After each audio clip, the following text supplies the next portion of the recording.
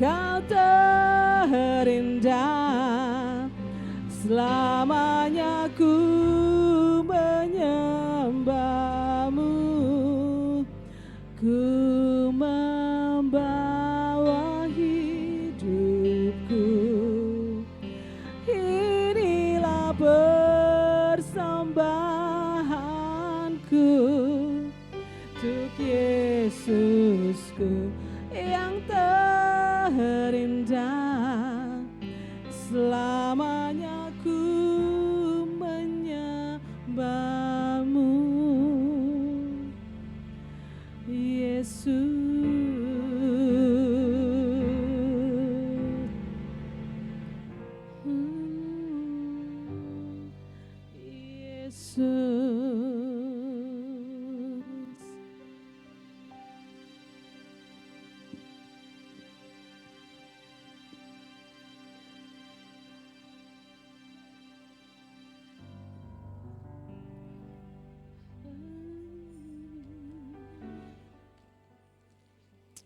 Terima kasih Tuhan. Terima kasih buat kebaikan-Mu Tuhan. Buat anugerah-Mu yang luar biasa dalam hidup kami Tuhan. Kiranya apa yang kami lakukan hari ini Tuhan, itu menyenangkan hati-Mu. Masih banyak kekurangan Tuhan. Masih banyak yang belum bisa kami lakukan untuk-Mu. Tapi kami percaya Tuhan, kasih setia-Mu itu kekal selamanya bagi hidup kami Bapa. Kami bersyukur Tuhan buat kebaikan Tuhan, buat anugerah Tuhan dalam hidup kami. Engkau sungguh baik Tuhan, sangat baik dalam hidup kami. Terima kasih Tuhan. Terima kasih Bapa. Mari saudara, kita berdiri di hadapan Tuhan. Berikan yang terbaik hari ini bagi Tuhan. Sama-sama kita berdiri di hadapannya. Amin. Dia Allah yang baik, Allah yang luar biasa dalam hidup kita. Tidak ada yang seperti Dia. Amin.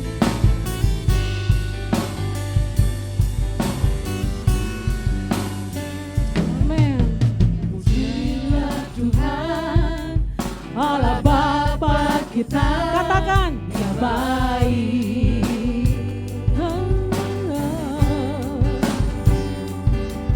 Dia berkati kita dengan limpahnya.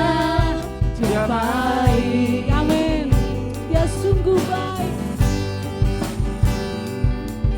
Dia memilih kita dalam Kristus Yesus. Oh, Dia baik. Amin. Menjadi anak-Nya sesuai kehendak. Katakan, Dia baik.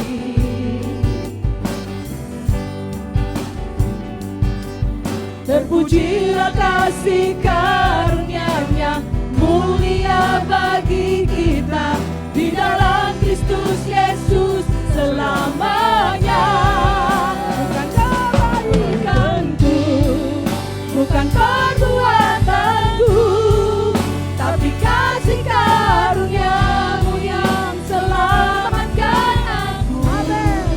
Bukan kebenaranku, bukan kekuatanku, tapi kasih karunia-Mu di dalam hidupku. Oh, Dia baik. Amin.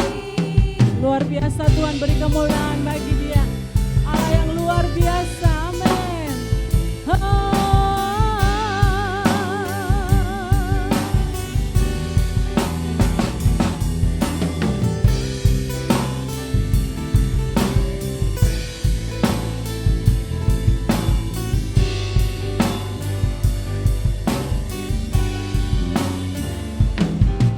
Terpujilah Tuhan, Allah Bapa kita.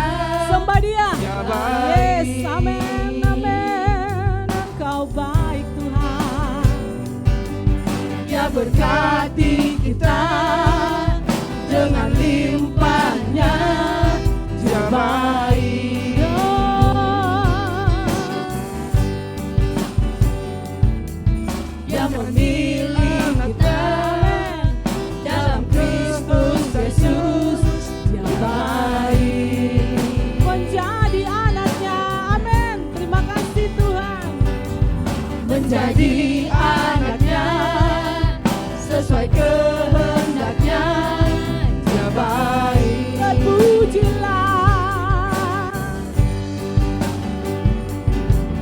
Terpujilah kasih karunia-Nya mulia bagi kita di dalam Kristus Yesus selamanya. Terpujilah kasih karunia-Nya mulia bagi kita di dalam Kristus Yesus selamanya.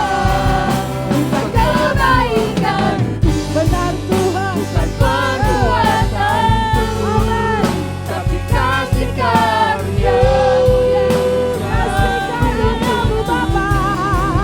Bukan kebenaranku, bukan kekuatanku, tapi kasih karunia-Mu di dalam hidupku. Bukan kebaikan, yes, bukan saja Tuhan, tapi kasih karunia-Mu yang selamatkan aku. Bukan kekuatanku Tuhan, bukan kekuatanku, tapi kasih karunia-Mu di dalam hidupku. Bukan kebaikanku Tuhan,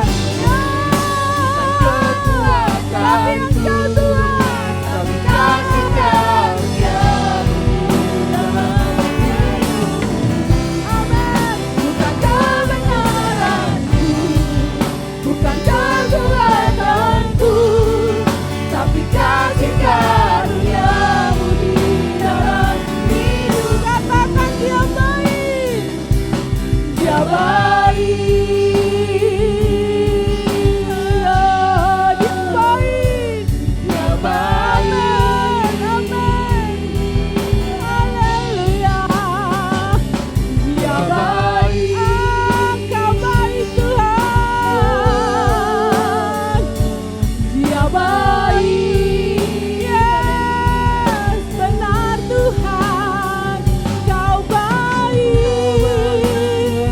Tiada yang seperti-Mu Tuhan. Kami terima semua kebaikan-Mu Tuhan. Kami yang berdosa, Kau layakkan kami Bapa. Terima semua anugerah-Mu Tuhan. Siapakah kami ini Bapa? Siapakah kami ini Tuhan?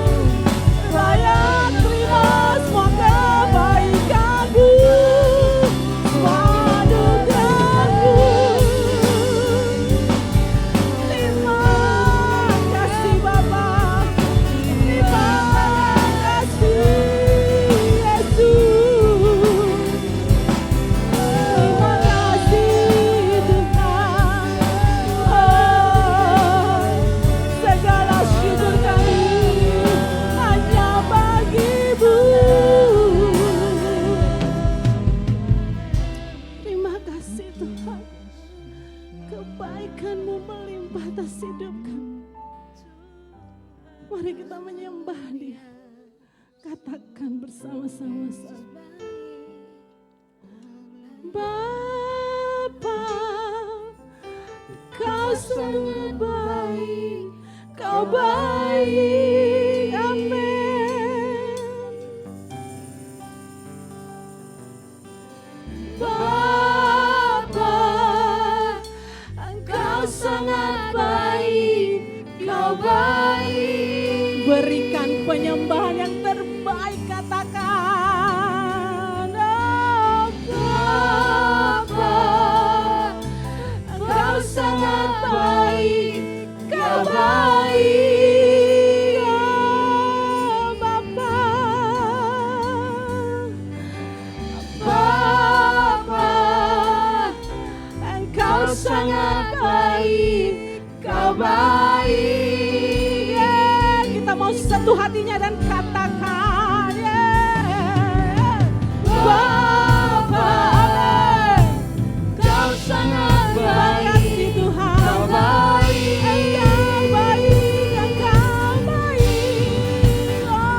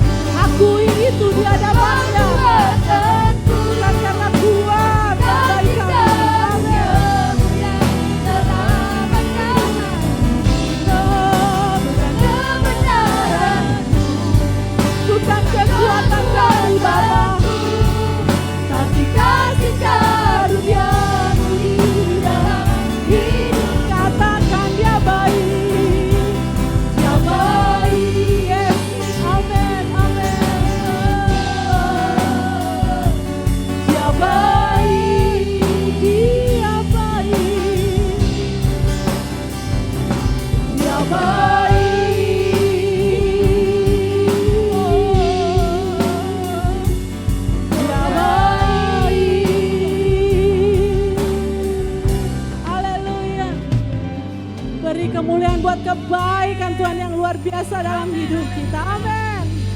Amin. Mari saudara yang merasakan kebaikan Tuhan, kita mau masuk gerbangnya dengan sukacita. Amin. Mengatakan Yesus sungguh baik, luar biasa. Amin. Yeay.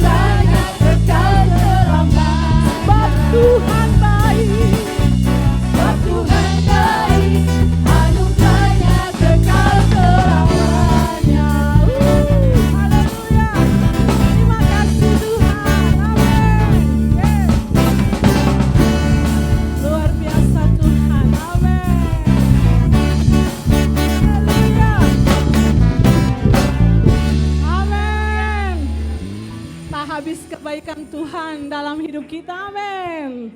Yeay.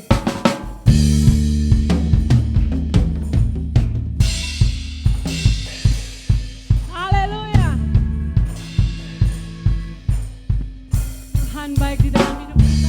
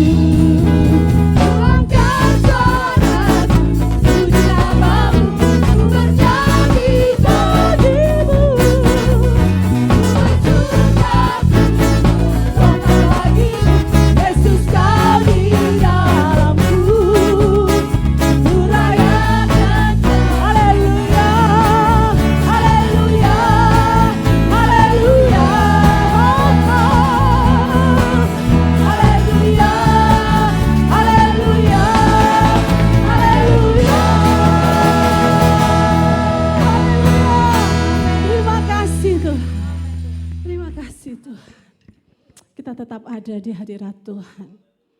Yang mau duduk silakan duduk, yang tetap kuat di hadapan Tuhan berdiri, tetap berdiri. Kita mau terus agungkan Tuhan. Allah yang luar biasa dalam hidup kita. Amin Tuhan. Terima kasih Tuhan.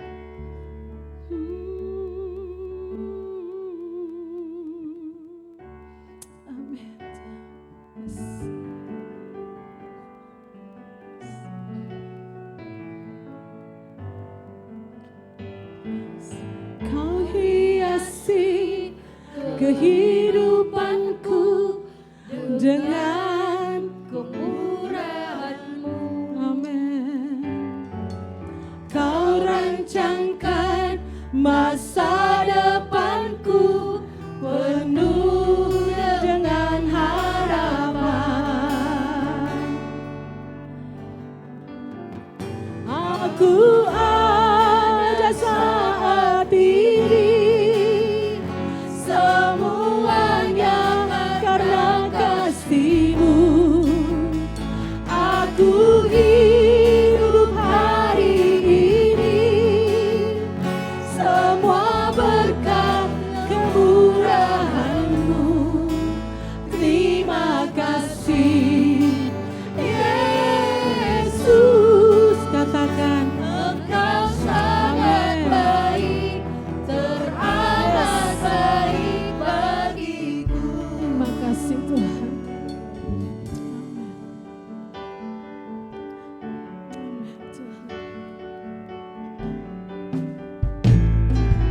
Kau hiasi kehidupanku dengan kemurahan-Mu. Kau rancangkan masa depanku penuh dengan harapan. Aku ada saat ini, semuanya karena kasih. Benar Tuhan, aku hidup hari ini, semua berkat kemurahan-Mu.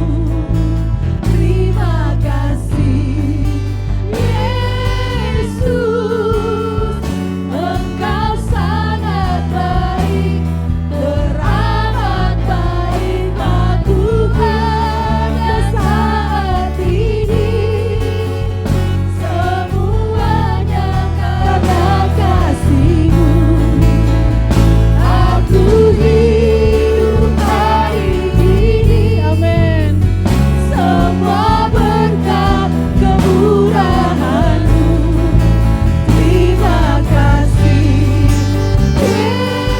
Yesus, Engkau sangat baik, teramat baik bagiku.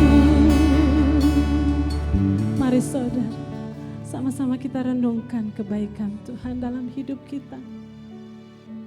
Terima kasih Tuhan. Katakan bersama saya sebagai pengungkapan-Mu kepada Tuhan. Aku ada saat ini, semuanya amin. Terima kasih Tuhan. Aku hidup hari ini, semua berkat kemurahan-Mu. Terima kasih Tuhan. Terima kasih Yesus, Engkau sangat baik, teramat baik. Aku ada saat ini,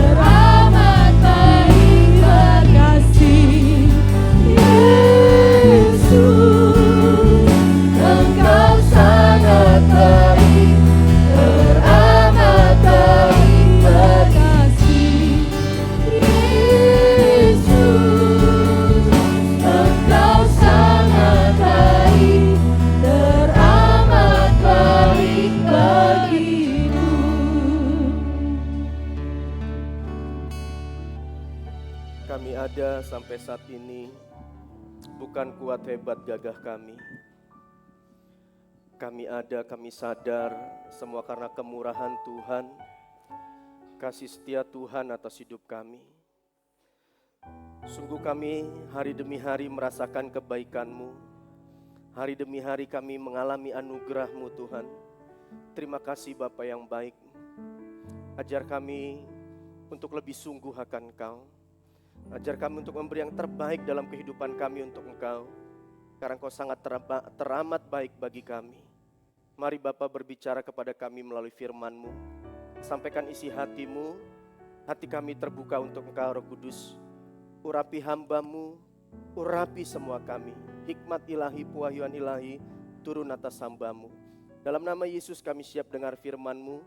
Dalam nama Yesus kami berdoa dan mengucap syukur. Mari yang mengasihi Tuhan sama-sama katakan amin. Silakan duduk Bapak Ibu Saudara. Yang pertama saya mau sampaikan berita duka. Hari Kamis lalu mamah dari Pak Edi, ya, majelis di gereja kita meninggal. Hari ini akan dimakamkan Bapak Ibu. Terus yang kedua saya mengucapkan Gongsi Facai ya buat kita yang merayakan Happy Chinese New Year saudaraku ya. Saya berdoa saudara lebih diberkati Tuhan, amin. Nah hari ini Bapak Ibu kita mau belajar sama-sama, boleh dibuka materinya tentang relationship. Bagaimana relasi kita terhadap saudara kita, sahabat kita, orang tua kita, lingkungan kita tentang adat istiadat saudaraku ya. Kita mau belajar hari ini bagaimana batasan-batasan kita itu seperti apa saudaraku tentang adat istiadat ya. Ini perintah Allah dan adat istiadat Yahudi. Markus 7 ayat 1 sampai 9 ini penting sekali yang kita mau belajar hari ini. Pada suatu kali serombongan orang Farisi dan beberapa ahli Taurat dari Yerusalem datang menemui Yesus.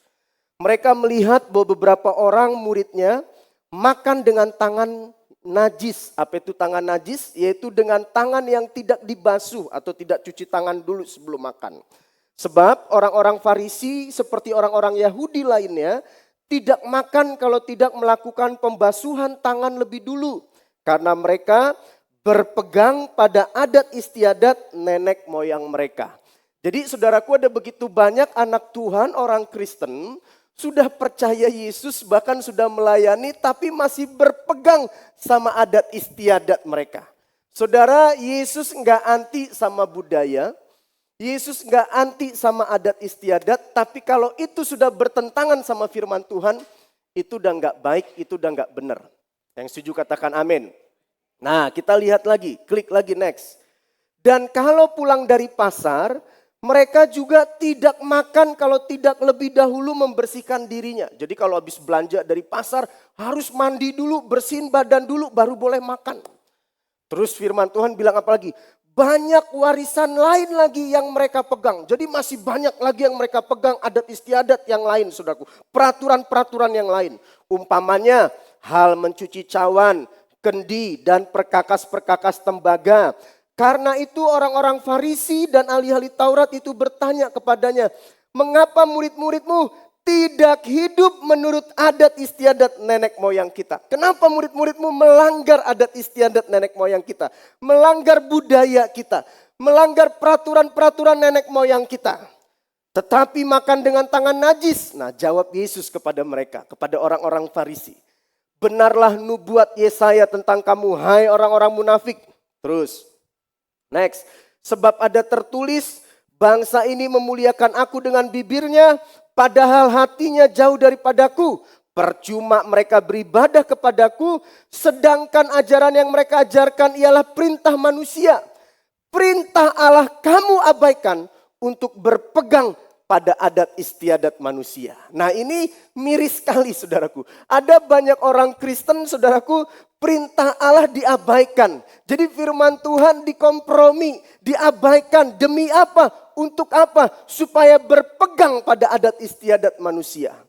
Yesus berkata pula kepada mereka, sungguh pandai kamu mengesampingkan perintah Allah supaya kamu dapat memelihara adat istiadatmu sendiri. Jadi banyak orang mengesampingkan firman Tuhan demi adat istiadat saudara. Sekali lagi ya, Yesus nggak anti sama budaya. Yesus nggak anti sama adat istiadat. Kalau itu baik, itu untuk membangun, itu untuk kekeluargaan, itu nggak masalah. Tapi kalau sudah ada unsur melanggar firman Tuhan, itu yang Yesus marah. Saya percaya semua kita di tempat ini berbagai macam suku punya adat atau peraturan, benar? Ini contoh aja, saya orang Batak Karo, ya. Ini sampai sekarang dilakukan di beberapa kampung atau desa. Mertua laki nggak boleh ngomong sama menantu perempuan. Oke, contoh kayak papa saya, itu nggak boleh ngomong langsung sama istri saya. Itu adat kami. Jadi kalau misalkan ada saya ya bertiga misalkan, dia harus ngomong, oh Raya bilang sama istrimu Rahel. Dia nggak boleh ngomong langsung sama istri saya Rahel. Padahal kami ada bertiga di situ saudara. Nah kalau Pak Raya nggak ada bagaimana? Yang ngomong melalui anak saya. Grace kasih tahu sama Bolang ya, kasih tahu. Jadi istri saya juga nggak boleh ngomong sama papa saya langsung. Harus melalui anak saya atau melalui saya. Bapak Ibu boleh paham? Nah kalau nggak ada orang di rumah cuma berdua bagaimana Pak? Melalui pintu atau kursi. Padahal ada orangnya di situ. Oh pintu kasih tahu sama itu Rahel. Oh kursi kasih tahu itu sama Bolang. Nah waktu saya cerita sama teman-teman saya waktu masih single, dia bilang gini, oh pantesan gak ada yang mau nikah sama lu Rai. Gue juga gak mau nih, masa gue gak boleh ngomong sama mertua sendiri? Dia bilang, masa gak boleh ngomong melalui perantara, apalagi melalui kursi, dia bilang saudara. Dan itu masih ada di kampung kami. Nah Bapak Ibu, orang Batak Karo itu, ya mungkin Batak juga ya, Batak kami Karo saudara, Batak Karo. Dulu saudara, lebih baik dibilang nggak beradat daripada nggak beragama. Wah itu kami dulu orang Batak, suku kami saudara ya, dari papa saya, nenek kakek saya, itu dibilang nggak beragama nggak apa-apa. Tapi kalau dibilang nggak beradat, itu bisa ngamuk saudara, itu bisa marah. Jadi lebih baik dibilang nggak beragama daripada nggak beradat. Nah itu salah satu suku kami. Tapi istri saya sama papa saya udah gak gitu saudara ya. Tapi di kampung bahkan ada di Jakarta orang Batak Karo masih ada yang begitu juga saudara. Itu katanya kalau ngomong langsung udah melanggar adat. Dibilang gak beradat. Itu contoh simple. Nah kalau ada pesta nikah, ada orang meninggal, kami ada tari-tarian. Saya ikut nari gak? Saya ikut nari saudara. Kenapa? Kalau nikah itu untuk apa ya, merayakan sukacita gitu ya. Kalau nari nyanyi yang meninggal untuk menghibur keluarga yang ditinggalkan. Tapi kalau ada unsur penyembahan berhala kepada roh jahat atau kepada orang yang sudah meninggal, saya nggak mau. Saya nggak mau saudara. Jadi sekali lagi kita nggak anti sama adat. Tapi kita nggak mau mengesampingkan firman Tuhan demi adat. Yang mengerti katakan amin. Contoh. Masa istri saya nggak boleh ngomong sama papa saya? Kan kasihan istri saya saudara. Masa papa saya nggak boleh ngomong langsung sama istri saya? Nah saya nggak taati itu adat. Saya nggak taati karena nggak sesuai firman. Saya mengerti katakan amin. Nah kita belajar lebih dalam lagi saudara Bapak Ibu. Klik next. 1 Timotius 4 ayat 7. Nah banyak juga adat istiadat itu dilandasi dengan tahayul saudara. Firman Tuhan 1 Timotius 4 ayat 7, tetapi jauhilah tahayul dan dongeng nenek-nenek tua, latihlah dirimu beribadah. Artinya apa? Kita nggak boleh percaya, jauhi itu tahayul. Jauhi dongeng-dongeng nenek tua, ahli-ahli waris ya, atau leluhur-leluhur kita. Lebih baik percaya kepada firman Tuhan. Tahayul itu apa sih Bapak Ibu? Tahayul adalah suatu kepercayaan yang tidak dapat dibuktikan secara akal, cerita-cerita yang diceritakan oleh orang-orang terdahulu dan dapat menjadi kepercayaan dan kebiasaan secara turun-temurun. Bahkan kalau kita nggak lakukan ini, kita takut kualat. Benar gak saudara? Kita takut kena hukumannya. Contoh ya tahayul-tahayul, angka 13. Katanya angka 13 itu angka apa? Angka sial. Di Eropa, di Amerika saudaraku ya, hampir semua gedung, hampir semua perkantoran, hotel tidak ada angka 13-nya. Karena buat mereka angka 13 angka sial. Pertanyaannya, saya mau tanya sama Bapak Ibu, benar gak angka 13 angka sial? Hah? Semua angka baik di mata Tuhan. Yang mirisnya, yang kasihannya kalau ada anaknya lahir di angka 13. Wah, ini membawa sial ini anak. Membawa sial. Kalau beri rumah, jangan nomornya nomor 13. Dan kita percaya itu. Di pikiran kita, di mindset kita, 13 angka sial. Kalau mau buat acara, mau buat pesta, mau nikah, nggak boleh tanggal 13. Sial nanti kamu. Seberapa banyak kita mau jujur, itu udah terekam di sini kita. Benar saudaraku? Apa itu tahayul? Suatu kepercayaan yang tidak dapat dibuktikan secara akal. Kenapa? Buktiin dong, angka 13 itu sial, apa buktinya? Itu tahayul, nggak bisa dibuktikan. Cerita-cerita yang diceritakan, mungkin banyak dulu peristiwa-peristiwa saudaraku angka 13. Dan dapat menjadi kepercayaan dan kebiasaan secara turun-temurun. Angka 4, orang Tionghoa. Ya, katanya angka 4 itu juga angka kematian. Bagi orang Chinese saudaraku. Jadi katanya angka 4 itu juga angka nggak baik. Karena angka kematian. Saya mau tanya, benar angka 4 ini angka sial juga angka kematian? Hah? Banyak di Indonesia hotel, perkantoran, gedung, gak ada lantai 4-nya kalau lift. Gak ada lantai 4-nya. Apalagi kalau pemiliknya orang Chinese. Karena buat mereka angka 4 itu angka sial, angka kematian. Tapi kita udah terekam di sini kita. Benar gak saudara? Itu tahayul. Rumah tusuk sate. Ini rumah anaknya udah seneng banget. Menantunya udah seneng banget. Bagus, murah. Mertuanya bilang, jangan kau beli rumah di situ. Kenapa mak? Tusuk sate. Maksudnya tusuk sate apa? Panas. Kalau tusuk sate itu panas, kamu berantem terus nanti. Berantem terus. Terus tusuk sate itu nggak ada kebahagiaan, membawa sial. Jangan beli rumah tusuk sate. Seberapa banyak saudara mau jujur sampai sekarang di mindsetmu, bahkan kau nggak mau beli rumah ditusuk sate. Halo, benar gak saudara? Ini kan tahayul. Benar Bapak Ibu? Tahayul. Oh iya, Pak Yonas nggak, puji Tuhan. Pak Yonas imannya luar biasa saudara ya. Tapi banyak orang masih percaya begitu-gituan. Padahal anaknya udah seneng banget saudara. Nah ini yang tusuk sate. Nggak boleh. Panas, rumah tusuk sate itu panas katanya. Ya, bikin suami istri berantem terus, nggak ada berkat. Bawa sial rumah tusuk sate.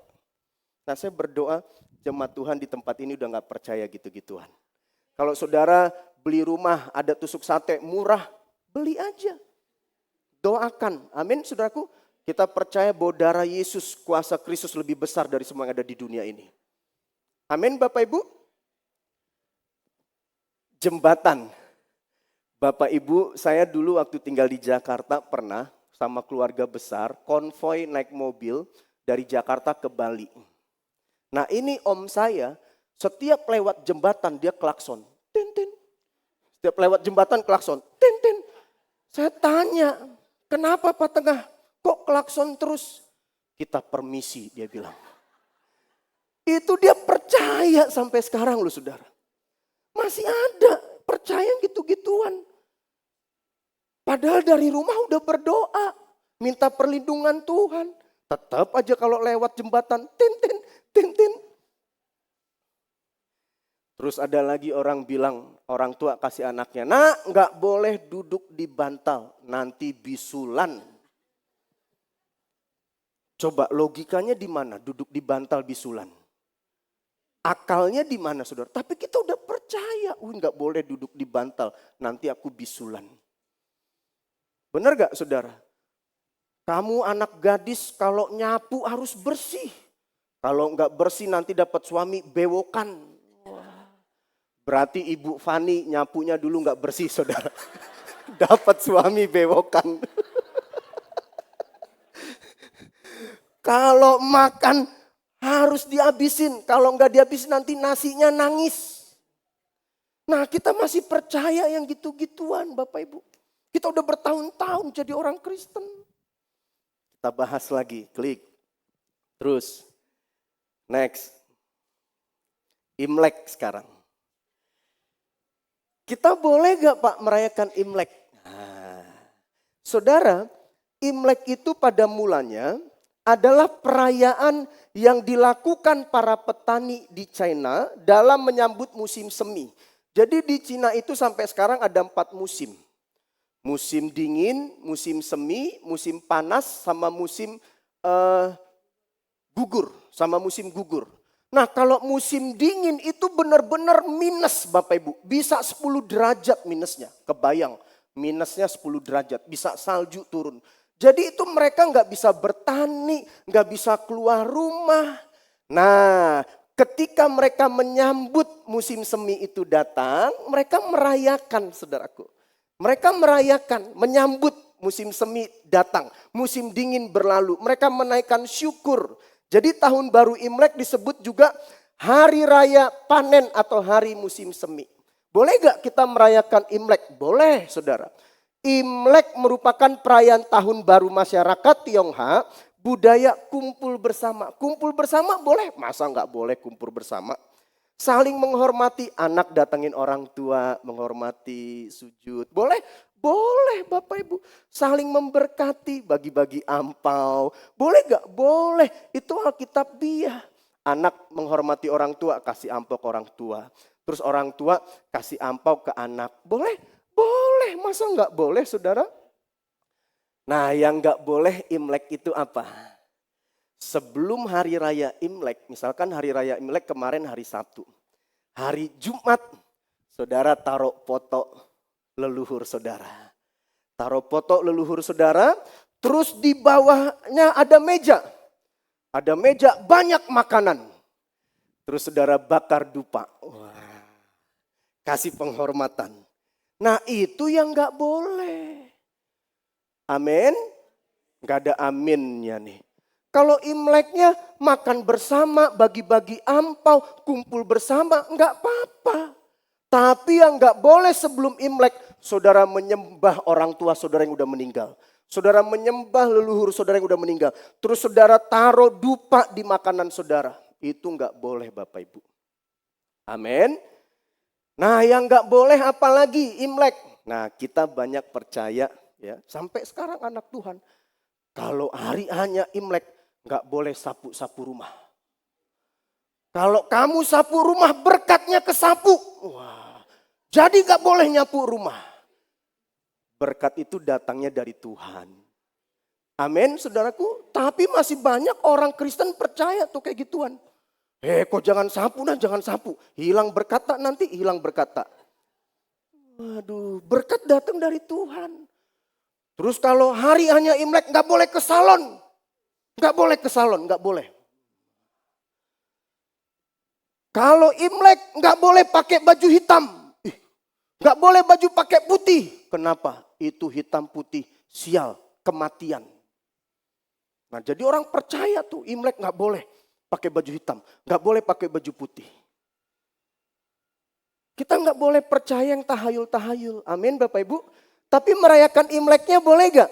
Boleh. Ngapain merayakan Imlek? Saling kumpul. Saya juga senang datang ke jemaat. Anak saya dikasih ampau. Senang saudara. Ya, senang saling memberkati. Amin Bapak Ibu. Gak masalah. Itu Alkitabiah. Saling memberi, saling memberkati. Menghormati orang tua itu Alkitabiah. Yang gak Alkitabiah itu tadi. Saudara sebelum hari haknya menyembah berhala. Saudara menyembah leluhur saudara. Nah saya dikirimin sama istri saya artikel tentang Imlek saudara. Saya gak tahu ya ini benar atau enggak. Katanya Imlek itu pantang makan bubur. Karena bubur dianggap bisa menghalangi rezeki. Ya saya nggak tahu ini benar atau enggak. Jadi pada intinya memang jarang Imlek ada bubur, saudara. Terus yang kedua, dilarang mencuci. Orang Tionghoa dilarang mencuci baju pada hari pertama dan kedua Imlek. Karena kedua hari itu dirayakan sebagai hari ulang tahun Dewa Air. Nah kita nggak boleh percaya gitu-gituan. Ya, nggak boleh keramas maupun potong rambut. Keramas diibaratkan seperti menghapus keberuntungan sepanjang tahun berikutnya. Potong rambut juga berarti memotong semua keberuntungan di tahun baru. Ini kepercayaan-kepercayaan yang salah. Pantang bersih-bersih rumah yang tadi saya sampaikan Bapak Ibu ya. Bersih-bersih dipercaya bisa menghilangkan seluruh berkat tahun baru di rumahnya. Harus pakai busana warna merah karena warna merah diyakini bisa menakuti roh jahat. Sedangkan warna hitam adalah simbol peruntungan buruk. Warna putih biasanya dipakai saat pemakaman. Ini kepercayaan-kepercayaan yang salah Bapak Ibu. Terus kalau Imlek harus buka pintu besar-besar, jendela besar-besar. Wah, kenapa? Supaya berkatnya banyak masuk ke saudara. Awas nanti dimasuki maling Bapak Ibu ya. Banyak kan gitu Om ya. Saya nggak anti sama Imlek. Saya seneng kalau saudara merayakan Imlek. Yang nggak rayakan juga nggak apa-apa. Tapi sekali lagi, untuk apa saudara rayakan? Menghormati orang tua. Saudara datangi rumah orang tua saudara. Saudara memberkati orang tua saudara. Itu Alkitabiah. Saling memberi, membagi. Itu Alkitabiah. Tapi kalau udah ada unsur yang salah, itu udah nggak boleh. Amin. Ya. Nah kalau ada yang masih lakukan, bilang sebelah, bertobat bilang. Bertobat bilang ya. Nah sekarang, Pak boleh gak makan makanan persembahan berhala? Apa itu Pak makanan persembahan berhala? Makanan yang dipersembahkan kepada patung-patung atau dewa-dewa atau orang meninggal, tempat keramat dan lain-lain. Enggak boleh. Saya mau tegaskan Bapak Ibu enggak boleh makan makanan yang dipersembahkan kepada orang meninggal, kepada dewa, kepada patung di tempat-tempat keramat, enggak boleh. Kenapa enggak boleh Pak? Ayatnya di mana? Saya kasih ayatnya saudara. Coba klik. Kisah Para Rasul 15 ayat 29.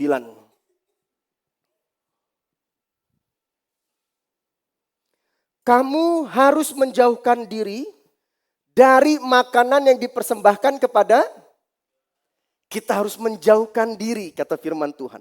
Kita enggak boleh makan dari makanan yang dipersembahkan kepada berhala. Dari darah, dari daging binatang yang mati dicekik, dan dari percabulan. Jikalau kamu melihara diri hal-hal ini, kamu berbuat baik, sekianlah selamat. Terus 1 Korintus 10 ayat 19 sampai 20. Pak, kenapa lagi enggak boleh kita makan persembahan berhala? Ya, ini firman Tuhan tegaskan lagi. Apakah yang dimaksud dengan perkataan itu bahwa persembahan berhala adalah sesuatu atau bahwa berhala adalah sesuatu? Bukan. Apa yang dimaksud persembahan berhala itu? Ialah persembahan mereka adalah persembahan kepada roh-roh jahat. Terus, bukan kepada Allah. Dan aku tidak mau bahwa kamu bersekutu dengan roh-roh jahat. Jadi ketika mereka mempersembahkan, itu mereka persembahkan kepada roh jahat. Nah ketika saudara memakannya, saudara sedang bersekutu dengan roh jahat itu, kata firman Tuhan. Yang mengerti katakan amin. Nah kalau saya nggak tahu bagaimana Pak? Ini udah dipersembahkan atau belum? Bagaimana? Ya beda cerita dong. Namanya juga nggak tahu, benar gak? Misalkan Bu Linda datang ke rumah saya, Pak Gem ada berkat. Terus saya tanya dulu, Bu Linda ini udah dipersembahkan belum ya sama orang mati? Enggak. Atau saudara pergi ke pasar beli daging. Ini dagingnya daging persembahan gak? Saya mau tanya dulu, kan gak mungkin saudara tanya, benar gak saudara? Nah ini Alkitab kasih penjelasan. Kalau kita gak tahu bagaimana, ayat 25 sampai 28.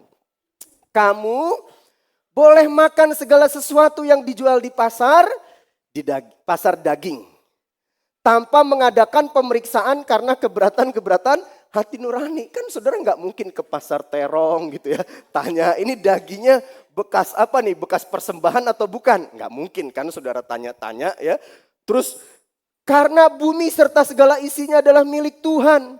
Kalau kamu diundang makan oleh seorang yang tidak percaya. Kamu diundang nih sama orang yang gak percaya Tuhan. Dan undangan itu kamu terima. Firman Tuhan bilang apa? Makanlah apa saja yang dihidangkan kepadamu tanpa mengadakan pemeriksaan. Amin. Pak Hai undang saya ke rumahnya. Pak ayo ada ucapan syukur. Masa saya tanya Pak Hai dulu? Pak Hai jujur ya Pak Hai ya. Jujur ini udah dipersembahkan sama dewa-dewa belum? Ya kalau nggak tahu Ya mau bagaimana kan nggak tahu. Nah makanya kenapa kita penting sebelum makan berdoa. Bukan hanya kita naikkan syukur kepada Tuhan. Itu benar. Pertama kita makan sebelum berdoa, kita mengucap syukur kepada Tuhan. Yang kedua kita berdoa, makanan ini dikuduskan, disucikan oleh bilur darah Yesus.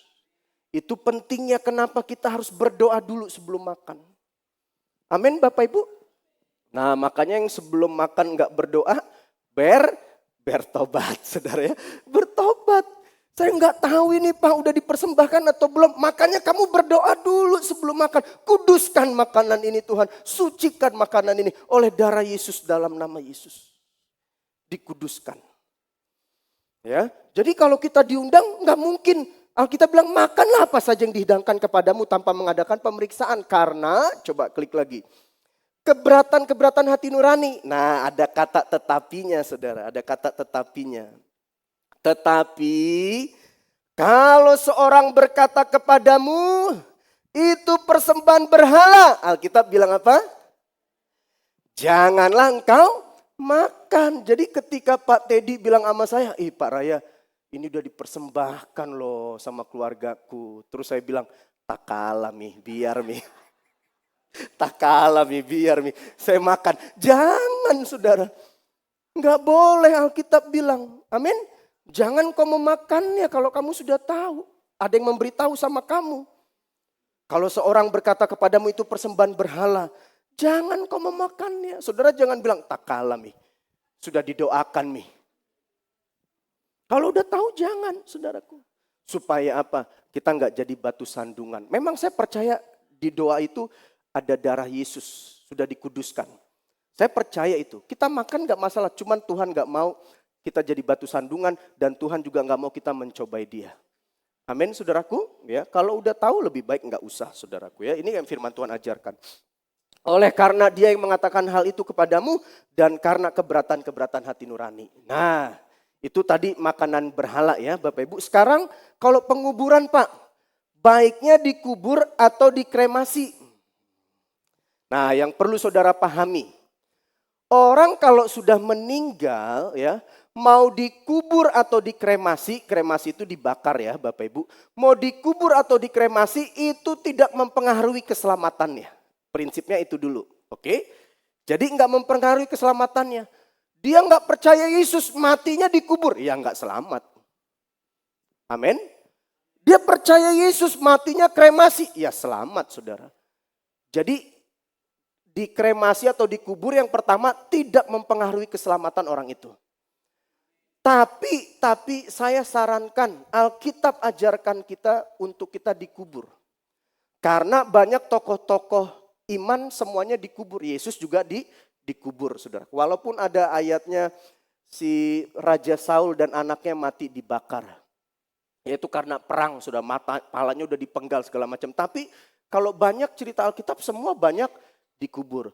Tapi kalau ada yang kremasi gimana Pak? Nah Bapak Ibu ada beberapa di negara luar sana, secara khusus di Eropa, itu orang Kristen gak ada pilihan saudara. Karena tempat atau tanah kosong itu terbatas. Susah sekali cari tanah untuk penguburan. Jadi mau gak mau mereka dikremasi. Ya gak apa-apa juga saudara. Contoh ada jemaat kita pernah meninggalnya dikremasi. Saya layani gak? Saya layani. Kenapa saya layani? Omawi. Jadi Omawi itu dia gak punya suami, gak pernah nikah. Ya, nah terus juga dia nggak punya anak, ya namanya juga nggak nikah masa punya anak ya kan saudara, dia nggak punya anak, terus keponakannya dia tinggal sama keponakannya minta dikremasi, masa saya nggak layani, ya saya layani dong. Tapi yang penting Omawi sudah percaya Yesus, amin Bapak Ibu. Jadi kremasi atau dikubur tidak mempengaruhi keselamatan, itu dulu saudara.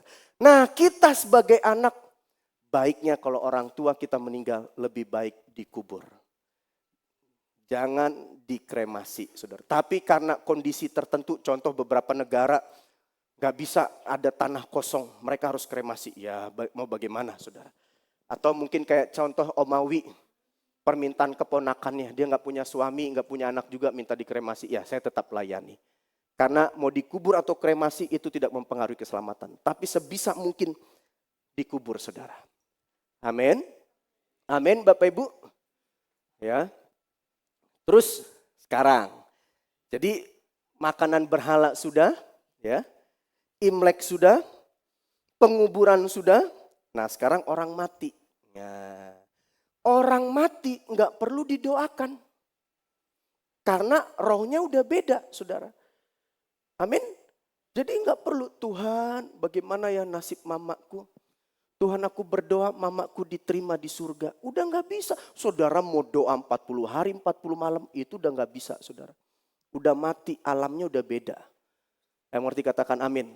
Jadi orang sudah mati nggak perlu disembah-sembah, nggak perlu bakar dupa, nggak perlu dihormati. Sudah mati, alamnya udah beda. Nggak perlu didoakan. Amin saudaraku. Apalagi diajak bicara. Mama, aku pergi kerja dulu ya.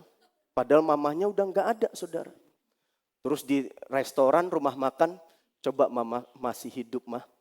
Pasti aku ajak mama makan ke rumah, di restoran ini. Tapi nggak apa-apa deh mah, Tuhan udah panggil mama. Terus pulang ke rumah, mama aku pulang.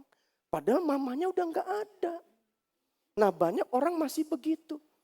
Nah kalau misalkan orang meninggal, contoh ya. Ya saya juga lakukan itu waktu mama saya meninggal. Tapi itu nggak lama. Ampuni aku, itu kan spontan saudara ya. Pelampiasan hati gitu ya. Ampuni kalau aku nggak bisa beri yang terbaik sama mama. Tapi setelah itu ya enggak saudara. Itu kan orang menangis ya, sedih, mengungkapkan perasaan. Itu masih oke lah Bapak Ibu. Tapi kalau saudara sampai berhari-hari, berminggu-minggu, bertahun-tahun. Orang tuamu udah meninggal, engkongmu udah meninggal, nenekmu udah meninggal. Saudara ajak ngomong terus, itu udah gak boleh. Yang mengerti katakan amin. Saudara bilang, pergi kerja dulu ya Pak. Jagai aku ya Pak. Gak boleh, udah meninggal Bapak Saudara. Amin. Nah, terus dikasih makan boleh gak? Kasih yang masih hidup. Orang tua saudara waktu hidup saudara gak pernah kasih makan. Mati baru dikasih makan. Jangan saudara, orang udah meninggal jangan dikasih makan. Amin saudaraku, udah gak boleh. Kalau saudara kasih makan artinya saudara masih percaya orang itu masih hidup.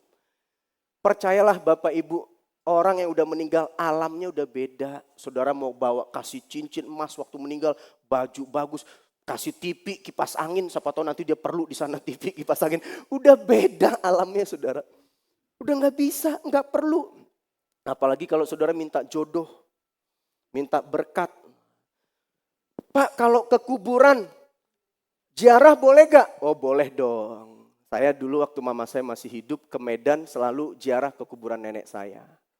Nah mama saya ziarah sambil nangis-nangis dan nyanyi-nyanyi. Oh nande, bahasa Karo saudara. Dia nangis, diajak ngomong, nyanyi. Saya bilang, mah nenek kan udah meninggal, kenapa diajak ngomong?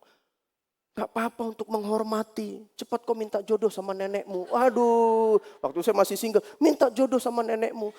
Saya gak mau. Terus dia nyampein langsung ke nenek saya. Oh nande mama kasih anakku jodoh supaya cepat nikah. Ini kan gak benar saudara, bersihinnya boleh, harus kita bersihin. Tapi kalau saudara udah mulai bakar dupa, saudara hormati-hormati, nah itu udah gak boleh. Udah meninggal, alamnya udah beda, hormati sikap hatimu. Amin Bapak Ibu? Amin. Tapi kalau udah bakar-bakar dupa gak boleh saudara. Saudara minta jodoh, minta diberkati sama orang tua saudara, suami istri saudara udah meninggal, itu gak boleh. Alamnya sudah beda. Pak, roh gentayangan ada gak Pak? Kan ada orang bilang, wah kalau masih 2 hari, 3 hari masih ada di rumah itu. Masih ada di rumah, belum hilang. Saya juga merasakan, iya mamaku masih ada di rumah, saya juga merasakan. Nah coba kita lihat ayatnya saudara. Benar gak saudara? Klik next.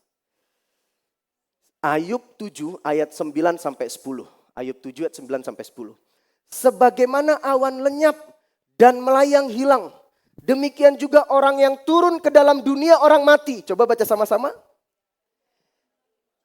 Tidak akan muncul kembali. Jadi kalau saudara bilang, ih aku lihat mamaku kemarin. Itu bukan mama saudara, itu hantu. Alkitab bilang gak mungkin muncul kembali. Yang mengerti katakan amin. Ia tidak lagi kembali ke ke rumahnya, nggak kembali lagi ke rumahnya. Jadi kalau ada orang bilang, wajar Mi kalau 3 hari dia masih ada di rumahmu itu wajar Ji. Enggak, udah nggak ada saudara. Sudah nggak ada itu. Amin. Itu apa yang tadi saya bahas, tahayul. Kita udah percaya kalau orang meninggal 3 hari baru keluar dari rumah. 1 minggu baru dia di mana gitu saudara. Enggak, sudah nggak ada saudara. Udah nggak ada itu semua. Jadi nggak ada itu arwah roh gentayangan, mamaku kayaknya masih ada di rumah. Nggak ada Bapak Ibu. Alkitab bilang nggak akan kembali lagi. Amin. Amin Bapak Ibu. Kalau kangen ya bisa lah kangen. Saya aja sampai sekarang masih kangen kok sama mama saya. Tapi saya yakin arwahnya udah nggak ada di sebelah saya atau di mana rohnya udah nggak ada. Nggak kembali lagi karena alamnya udah beda. Udah di alam roh. Yang mengerti katakan amin.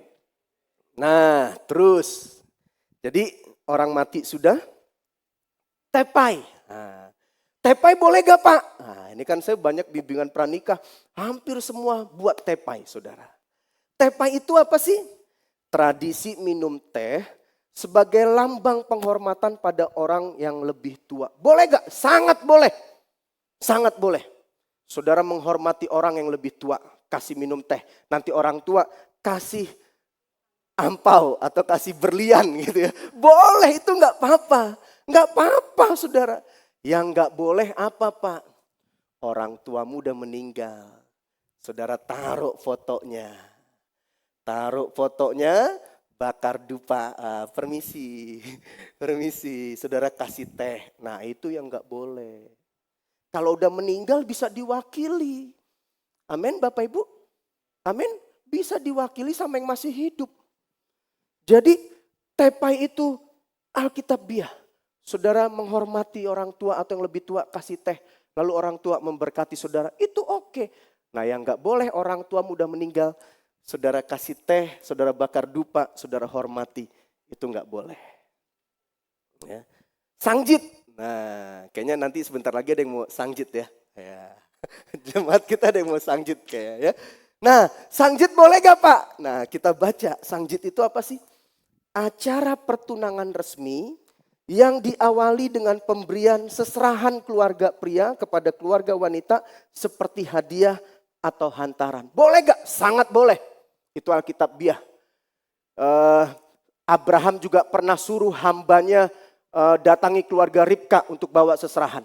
Benar gak saudara? Bawa emas, bawa apa bingkisan untuk keluarganya Ribka, anaknya Ishak. Boleh. Sangat boleh Alkitabiah. Ada orang bilang, Pak saya udah gak percaya gitu-gituan. Saya udah anak Tuhan orang Kristen gak perlu sanjit-sanjitan. Kalaupun seandainya sanjit, saya hanya kasih Alkitab Pak. Waduh, keluarganya bilang perempuan di rumah 10 Alkitabku. Dia bilang saudara ya. Bolehlah saudara bawa hadiah ke perempuan orang ke pemberian, masa nggak boleh? Seneng dong keluarga perempuan saudara. Benar nggak saudara? Melamar sambil bawa, masa saudara bilang saya kasih Alkitab aja Pak. Di rumahnya ada 10 Alkitab saudara. Ya. Nah yang nggak boleh apa yang nggak boleh? Waktu sangjit, saudara tanya orang-orang pintar, orang-orang yang belum percaya Tuhan, tanggal berapa cocoknya nikah. Nah itu nggak boleh. Lihat sionya, sio apa. Wah ciong ini ciong. Sionya nggak cocok, ciong ini ciong. Wah itu yang udah nggak boleh. Kalau udah percaya ciong-ciongan, sionya sio apa? Ah itu nggak boleh. Nah di sangjit itu tuh tanya tanggalnya, tanggal apa baiknya. Saudara percaya gak semua tanggal baik? Amin. Semua tanggal baik. Sangjitnya boleh, lamar, datangi keluarga perempuan, bawa berlian, bawa emas. Ya kalau nggak ada berlian ya bawa Mas Joko, Mas Bambang ya. Bawa saudara, senang keluarga perempuan. Ngomongin kapan baiknya, tanggal berapa. Tapi kalau lihat tanggal sesuai dengan orang pintar, sionya sio apa. Wah ini udah ciong, nggak boleh. Ciong ini, itu nggak boleh saudara. Yang mengerti katakan amin. Nah saya rindu Bapak Ibu mengerti hari ini. Supaya kita nggak melanggar prinsip-prinsip firman Tuhan. Iman kita harus murni, nggak boleh dicampur-campur dengan adat istiadat yang nggak sesuai dengan firman Tuhan. Amin. Nah terus, nah itu tadi yang dunia. Yang rohani juga ternyata ada loh saudara. Maksudnya yang rohani apa Pak? Nah kita baca saudara ya. 1 Samuel 4 ayat 2 sampai 3. Orang Filistin mengatur barisannya berhadapan dengan orang Israel. Ketika pertempuran menghebat, terpukullah kalah orang Israel oleh orang Filistin yang menewaskan kira-kira berapa saudaraku? 4.000 orang di medan pertempuran tewas. Wah nggak main-main ini. Orang Israel kalah perang tempur 4.000 orang. Ketika tentara itu kembali di perkemahan, berkatalah para tua Israel, mengapa Tuhan membuat kita terpukul kalah oleh orang Filistin pada hari ini? 4.000 tewas, kenapa kita kalah? Lalu mereka bilang apa orang-orang tua itu? Marilah kita mengambil dari Silo tabut perjanjian Tuhan, supaya ia datang ke tengah-tengah kita dan melepaskan kita dari tangan musuh kita. Jadi mereka berpikir, oh kita kalah karena kita nggak bawa tabut perjanjian. Makanya kita kalah. Oleh sebab itu mari kita bawa tabut perjanjian supaya kita menang kalau perang. Nah kalau baca ayat setelahnya saudara, saya mau tanya, ketika mereka bawa tabut perjanjian, mereka menang atau kalah? Mereka tetap kalah. Mereka tetap kalah. Padahal sudah bawa tabut perjanjian. Mereka kalah bukan karena mereka nggak bawa tabut perjanjian. Mereka kalah karena mereka berdosa di hadapan Tuhan. Mereka nggak percaya Tuhan. Mereka percaya sama tabutnya, tapi mereka nggak percaya sama Tuhannya. Yang mengerti katakan amin. Jadi yang berkuasa bukan tabut perjanjiannya. Siapa yang berkuasa? Tuhan. Amin. Mereka memberhalakan, mereka mendewakan saudaraku tabut perjanjian ini daripada Tuhan. Mereka pikir tabut perjanjian ini lebih berkuasa dari Tuhan. Mereka bawa tabut perjanjiannya, tapi mereka nggak berdoa sama Tuhan. Mereka nggak mengandalkan Tuhan.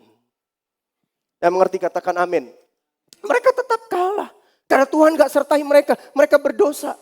Walaupun mereka bawa tabut perjanjian, kalau mereka nggak mengandalkan Tuhan, mereka nggak bertobat, mereka nggak minta ampun, mereka tetap kalah. Yang mengerti katakan amin. Nah sekarang contoh-contoh yang rohaninya apa? Coba kita lihat. Klik, next. Alkitab. Ada orang kemana-mana bawa Alkitab saudara. Bawa Alkitab kemana-mana. Apalagi kalau ke daerah, keluar kota harus bawa Alkitab. Supaya Tuhan jagai, supaya tidurnya nyenyak. Kalau tidur Alkitabnya taruh di sebelahnya. Tapi gak pernah dibaca. Jadi dia memberhalakan Alkitabnya. Dia pikir Alkitab ini lebih berkuasa dari Tuhannya. Yang mengerti katakan amin. Sama kayak tabut perjanjian. Oh kita kalah karena kita nggak bawa tabut perjanjian. Oh saya harus bawa Alkitab Pak, saya udah komitmen dari dulu kemana-mana. Supaya saya tidur nyenyak. Kalau saya tidur Alkitab di sebelah saya. Tapi saudara nggak pernah baca. Ya sama baik. Bapak Ibu boleh paham maksud saya? Saya tidak merendahkan Alkitab. Saya percaya Alkitab itu berkuasa. Tapi kalau saudara nggak baca, itu nggak ada bedanya sama buku-buku lain. Yang mengerti katakan amin. Saudara cuma dewakan, saudara berhalakan. Salib. Antingnya salib. Kalungnya salib. Di rumah salib gede-gede. Kenapa pakai salib? Supaya roh jahat ditangkal dengan salib ini Pak. Roh jahat gak masuk di rumahku. Aku kemanapun dijaga, dilindungi Tuhan. Bagus itu gak salah. Tapi dengar baik. Yesus kita yang berkuasa. Bukan kalung salib saudara. Saudara sama bawa salib kemana-mana minta dilindungi. Tapi saudara gak pernah berdoa sama Tuhan untuk minta perlindungan Tuhan. Ada salib di rumahku Pak supaya kami suami istri akur. Tapi pagi gak pernah berdoa. Sama aja berantem. Benar gak saudara? Halo, ada salib di rumahku Pak supaya tenang damai. Tapi sama aja emosian suami istri. Tetap aja berantem. Ada salib besar di situ. Yang mengerti katakan amin. Nah banyak orang tanpa disadari ini yang rohaninya nih. Tadi yang adat istiadat, ini yang rohaninya. Sekali lagi saya tidak merendahkan Alkitab, salib, enggak. Tapi kita harus tahu Tuhan kita, Yesus kita, itu yang jauh lebih berkuasa. Amin Bapak Ibu. Perjamuan. Ada orang berpikir saudaraku, dengan dia makan minum perjamuan, sakitnya pasti sembuh. Enggak perlu berdoa, yang penting makan minum perjamuan udah sembuh. Makan perjamuan sendiri aja udah sembuh. Bahkan ada gereja perjamuan sampai rebutan saudara. Rebutan perjamuan. Wah, lari-larian rebut, termasuk minyak urapan. Rebutan saudara. Saya percaya ada kuasa di balik roti dan anggur tubuh darah Yesus. Tapi dengar, bukan rotinya, bukan anggurnya. Amin Bapak Ibu. Makanya setiap minggu pertama gereja kita penuh rame. Alasannya apa? Perjamuan. Saya mau ngalami mukjizat melalui perjamuan, melalui tubuh darah Yesus. Emang di minggu kedua, ketiga saudara gak bisa ngalami mukjizat? Kan udah gak ada perjamuan Pak. Cuman minggu pertama perjamuannya. Berarti saudara kejar mukjizat dari mana? Roti dan anggur. Saudara percaya mukjizat itu terjadi hanya ketika saudara makan dan minum roti anggur. Kita harus ubah mindset kita. Amin Bapak Ibu. Amin. Minyak urapan saudara. Minyak urapan salah gak? Minyak urapan gak salah. Sampai sekarang saya pakai kok. Misalkan jemaat Pak minta doain mobil saya minyaki. Minta doain rumah saya minyaki. Tapi bukan minyaknya, kuasa Tuhannya. Makanya yang pertama yang saya doain, yang saya urapi siapa? Orangnya dulu. Yang saya doain orangnya dulu. Mau mobilnya diminyaki, mau rumahnya diminyaki. Kalau orangnya gak bertobat ya sama aja. Benar gak saudara? Cuman banyak orang terlalu mengkultuskan minyak urapan. Sampai rebutan itu minyak urapan. Tokonya pagi diurapi supaya rame. Besok pagi diurapi lagi supaya rame. Jadi supaya rame harus apa? Diurapi. Bukan minyak urapannya, kuasa Tuhannya. Amin Bapak Ibu. Ya, sekali lagi saya nggak anti sama salib. Alkitab itu benar semua. Tapi kita nggak boleh mengkultuskan. Memberhalakan saudaraku, baptis. Ada orang punya pengajaran. Kalau kamu udah dibaptis selam, pasti kamu mati masuk surga. Jadi jaminannya mati masuk surga apa? Dibaptis. Kalau kamu belum dibaptis, kamu gak masuk surga. Jadi kalau orang itu murtad, udah dibaptis, masuk surga. Yang penting sudah dibaptis. Jadi patokan masuk surga apa? Dibaptis. Baptisan gak menyelamatkan. Kita diselamatkan karena iman kita kepada Yesus. Amin saudaraku, bukan baptisannya. Tapi baptisan Alkitabiah. Tapi kita dibaptis bukan untuk diselamatkan. Yang mengerti katakan amin. Nah ada juga saudaraku hamba Tuhan gereja. Setiap ada masalah, setiap konseling harus dibaptis. Seakan Bu Maya datengin saya. Kenapa Bu Maya? Ada masalah Pak keuangan. Oh Bu Maya sini saya baptis dulu. Baptis. Terus bulan depan datang lagi Bu Maya. Bu Maya kenapa? Ya Pak doakan saya konseling nih. Ada masalah rumah tangga. Sini saya baptis dulu. Baptis. Enggak begitu baptisan saudara. Amin. Emang saudara ada masalah keuangan dibaptis utang saudara lunas? Halo? Kalau gitu semua orang juga mau dibaptis. Pak ada masalah keuangan, utang saya banyak. Oh baptis tiba-tiba utang lunas. Kan enggak saudara. Pada masalah dengan suami, baptis tiba-tiba suami saudara bertobat baik. Kan enggak. Benar gak saudara? Baptis penting. Alkitabiah. Tapi baptisan tidak menyelamatkan. Dan juga setiap ada masalah enggak dibaptis terus. Baptisan itu cukup sekali. Amin Bapak Ibu. Nah ayat terakhir Bapak Ibu. Waktu saya sudah habis. Kisah Para Rasul 4 ayat 19 ini terakhir. Tetapi Petrus dan Yohanes menjawab mereka. Silahkan kamu putuskan sendiri. Manakah yang benar di hadapan Allah? Taat kepada kamu atau taat kepada Allah? Ayo saudara putuskan sendiri. Saudara mau taat sama orang tua saudara? Sama manusia atau sama Tuhan? Putuskan sendiri. Nah Kisah Para Rasul 5 ayat 29. Tetapi Petrus dan rasul-rasul itu menjawab katanya.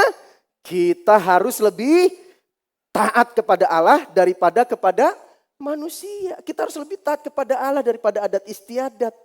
Kita harus lebih taat kepada Allah daripada tradisi. Amin saudaraku. Nah, kesimpulannya dengan tema kita relationship, relasinya apa Bapak Ibu? Ini yang terakhir. Saling menghormati, tidak perlu menghakimi.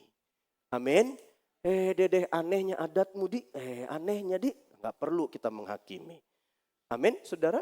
Mungkin waktu saya cerita tadi adat saya yang laki sama perempuan, mertua menantu, saudara ketawa, ih aneh sekali. Nah saudara cerita adat saudara juga saya ketawa, ih aneh sekali. Intinya apa? Kita nggak perlu saling menghakimi. Amin Bapak Ibu, nggak perlu saling menghakimi, nggak perlu. Jangan sampai hubungan kita rusak, terputus gara-gara adat istiadat. Jangan juga saudara. Amin Bapak Ibu, nggak boleh memusuhi. Kau bukan anak Tuhan nih.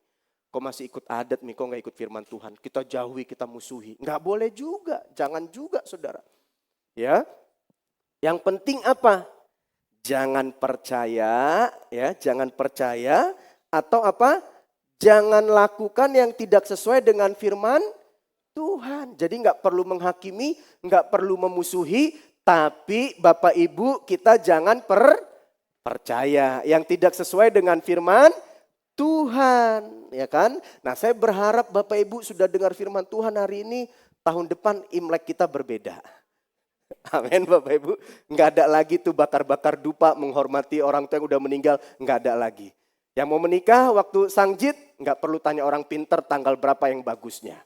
Semua tanggal bagus. Kesepakatan keluarga aja. Nggak ada lagi ciong-ciongan, nggak ada lagi lihat sio-sio. Amin Bapak Ibu. Tapi sekali lagi kita nggak perlu menghakimi, nggak perlu memusuhi. Yang penting apa? Saling mengingatkan dan memberi tahu. Maaf ma, saya udah dalam Tuhan, saya nggak bisa lakukan ini. Pelan-pelan kita kasih tahu. Saya kasih tahu juga mama saya, papa saya. Saya kasih tahu. Waduh, saya udah anak Tuhan, nggak boleh saya nyembah nenek yang udah meninggal. Tapi saya ngomong baik-baik. Dan belakangan akhirnya mama saya ziarah, nggak pernah lagi tuh dia ngomong ke mamahnya yang udah meninggal. Saya kasih tahu. Awal-awal juga mereka nggak terima keluarga besar kami. Tante om saya, bibi gitu ya. Kok kenapa itu papamu ngomong sama istrimu? Seharusnya kan nggak boleh. Ya, saya kasih tahu pelan-pelan. Saya beritahu pelan-pelan. Amin. Tapi nggak boleh menghakimi, nggak boleh memusuhi. Dikasih tahu pelan-pelan. Habis gimana Pak? Bapak ibuku, orang tuaku begini-gini. Jangan musuhi orang tuamu. Jangan benci orang tuamu. Jangan hakimi orang tuamu. Kasih tahu pelan-pelan. Amin Bapak Ibu. Ya mari kita bangkit berdiri. Kita datang sama Tuhan saudara. Bapak Ibu dapat sesuatu hari ini? Amin. Kita naikkan syukur kita kepada Tuhan. Terima kasih Tuhan.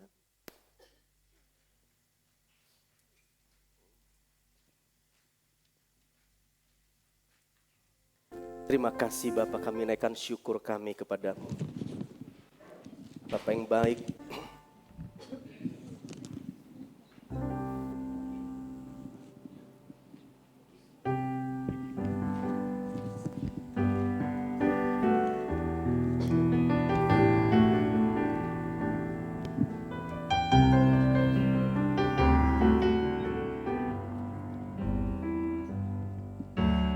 Kasih Tuhan untuk kasih setiamu yang ku alami dalam hidupku.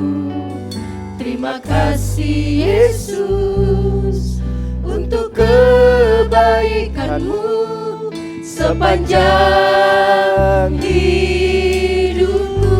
Terima kasih Tuhan. Terima kasih Tuhan untuk kasih setiamu yang ku alami dalam hidupku. Terima kasih Yesus untuk kebaikanmu sepanjang hidupku. Terima kasih Yesus. Terima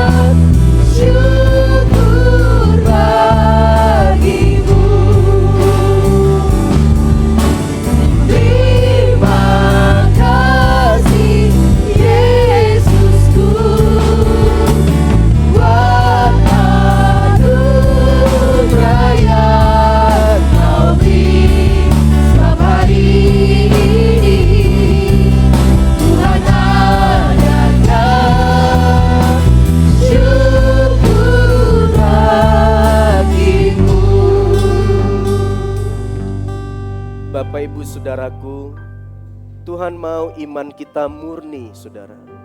Tidak campuran, saudara. Tuhan mau iman kita hanya percaya kepada prinsip-prinsip firman Tuhan. Tidak campuran dengan adat istiadat yang bertentangan dengan firman Tuhan. Hari ini Bapak Ibu Saudara, kalau saudara mau jujur di hadapan Tuhan, selama ini kita banyak melanggar prinsip-prinsip firman Tuhan karena adat istiadat, karena tradisi-tradisi. Bapak Ibu, Allah kita adalah Allah yang cemburu, saudara. Dia mau kita taat total kepada Dia. Dia mau kita mengasihi Dia dengan segenap hati kita. Dengan iman yang bersih, murni, tidak dengan campuran dunia ini, saudaraku. Karena Dia udah begitu murni, segenap hati mengasihi kita. Nah, kalau saudara mau jujur, selama ini kau banyak melanggar, kau mengesampingkan firman Tuhan demi adat istiadatmu. Hari ini mari kita datang sama Tuhan, kita minta ampun di hadapan Tuhan. Tuhan, ampuni kami. Ampuni kami Bapa. Kami masih percaya tahayul-tahayul. Dongeng-dongeng nenek-nenek orang-orang tua leluhur kami. Ampuni kami Bapa. Dan kami berdoa hari ini, kami cabut segala kepercayaan-kepercayaan yang salah. Memori-memori negatif, dongeng-dongeng nenek tua tahayul dalam pikiran kami. Kami tolak usir di dalam nama Yesus keluar. Dalam nama Yesus. Biar pikiran kami, hati kami, hidup kami hanya dipenuhi dengan firman Tuhan saja. Terima kasih Bapa. Terima kasih Tuhan. Ampuni kami Bapa. Mulai hari ini kami tidak mau kompromi lagi. Kami mau hanya percaya kepada firman Tuhan. Terima kasih Bapa yang baik. Mampukan kami untuk melakukan firman-Mu. Karena kami gak mampu tanpa Engkau Roh Kudus. Dan kami rindu bukan hanya jadi pendengar, tapi kami rindu jadi pelaku firman-Mu. Dalam nama Yesus kami berdoa dan ucap syukur. Mari yang percaya sama-sama katakan amin. Bapak Ibu sebelum duduk bolehkah kasih salam konghi sama kanan kiri saudara. Konghi bilang ya. Konghi. Kohing itu diberkati itu artinya saudara ya. Diberkati, sukses. Ya. Hah? Ya. Katanya ditambahin, jangan lupa ampaunya. Oh, enggak, saudara. Bapak Ibu sebelum saya serahkan kepada worship leader, Om Angki mau bersaksi katanya Om Angki ya. Ya.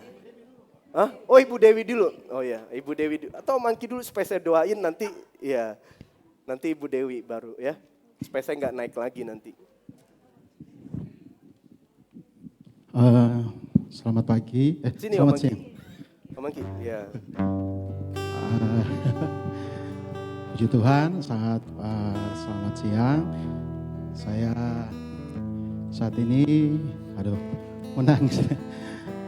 Saat ini saya mau saksikan bagaimana Tuhan sangat baik dalam kehidupan saya. Karena Tuhan menjawab pergumulan saya.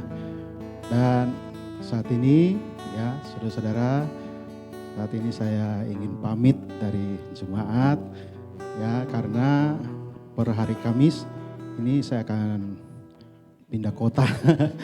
Ya, saya akan ke Kendari ya, dekat sih saudara-saudara, 45 menit. Tiketnya yang mahal.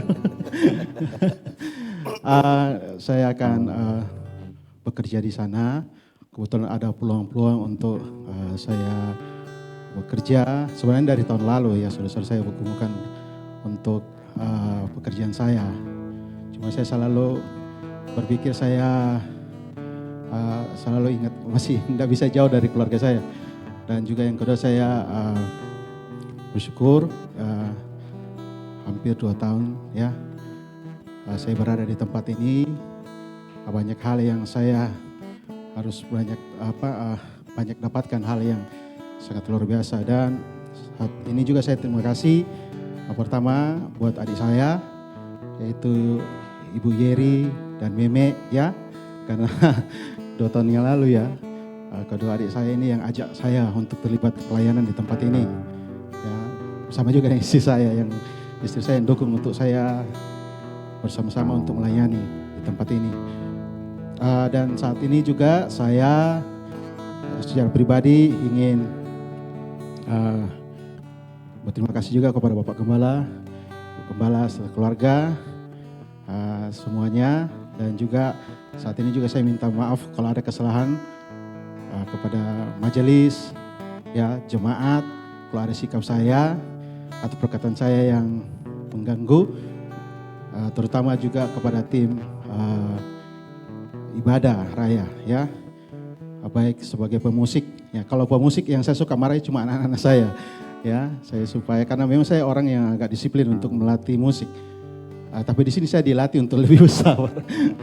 Saya orang keras saudara-saudara untuk melatih tim prayer musik. Tapi setelah saya ada di sini saya belajar jadi lemah lembut saudara-saudara ya. Jadi saya minta maaf kepada tim musik, tim WL yang saya suka marah-marahi juga, singers dan juga tim tamborin. Ya, saya minta maaf kalau ada kesalahan-kesalahan saya. Dan saat ini saya hari Kamis ini saya akan pindah kota ya. Anak istri saya masih tinggal, saudara ya. Jadi sekali lagi saya minta bantu dalam doa.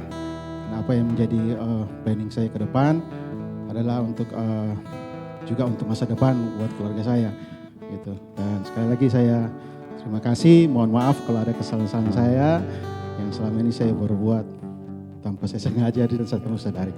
Terima kasih. Ya, Bapak Ibu, kita mau berdoa buat Om Angki. Selama ini Om Angki part-time di gereja kita, khusus musik Bapak Ibu ya. Tapi karena panggilan kerjaan, jadi Om Angki, Kamis habis pemilu berarti Om Angki ya. Rabu pemilu, ternyata pemilu Rabu bukan Kamis ya. Rabu pemilu, Om Angki Kamisnya langsung berangkat. Ya, mari kita bangkit berdiri, arahkan kedua belah tangan kita supaya Om Angki berhasil, sukses, pekerjaannya di Kendari, ya semakin diberkati Tuhan Bapak Ibu ya. Kendari Makassar deket Ji ya. Oke, kita arahkan kedua belah tangan kita. Tuhan, kami bersyukur buat saudara kami Om Angki yang selama ini sudah menjadi bagian dalam kami untuk part-time dalam hal musik melayani Tuhan. Dan Om Angki mengambil keputusan untuk bekerja di Kendari, hari Kamis berangkat. Tuhan jaga lindungi pesawat yang dinaiki. Dan hamba berdoa apapun yang diperbuatnya di Kendari Tuhan buat berhasil. Tuhan tolong, Tuhan yang campur tangan. Berkat Allah Abraham, Ishak, Yakub turun atas Om Angki Tuhan. Hamba berdoa penyertaan Tuhan, kasih setia Tuhan, perlindungan Tuhan ada dalam hidupnya Bapak. Juga buat Bu Linda, ketiga anaknya, Brandon, Bradley V yang masih ada di Makassar, Tuhan pakai juga keluarga ini. Tuhan yang jagai, lindungi keluarga ini Tuhan. Kami percaya orang yang setia kepada Tuhan, orang yang sungguh-sungguh kepada Tuhan tidak akan pernah dikecewakan. Biar Om Angki terus mengandalkan Tuhan dalam hidupnya. Jalan dalam tracknya Tuhan, jalan dalam rencananya Tuhan. Karena rancanganmu buat kami bukan rancangan kegagalan, bukan rancangan kecelakaan, tapi hari depan yang penuh harapan. Kami serahkan hidup Om Angki dalam tangan-Mu Tuhan. Perjalanan ke Kendari dan selama di Kendari dan juga istri anak yang ada di Makassar. Terima kasih Bapak yang baik. Dalam nama Yesus kami berdoa dan ucap syukur. Haleluya. Amin. Amin. Ya baik Bapak Ibu, kita masih akan mendengarkan satu kesaksian lagi ya dari Ibu Dewi Savitri. Ya, Maya Savitri mempersilakan Dewi Savitri untuk memberikan kesaksiannya. Semoga menjadi berkat bagi kita semua. Amin.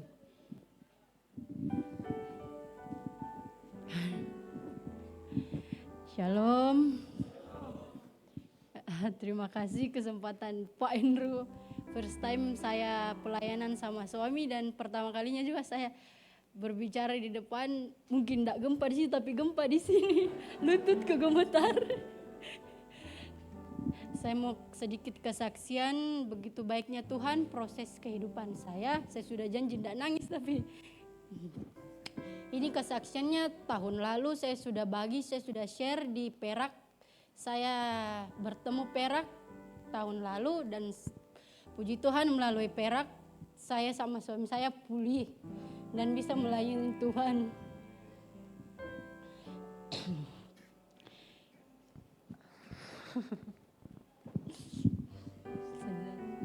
Oke.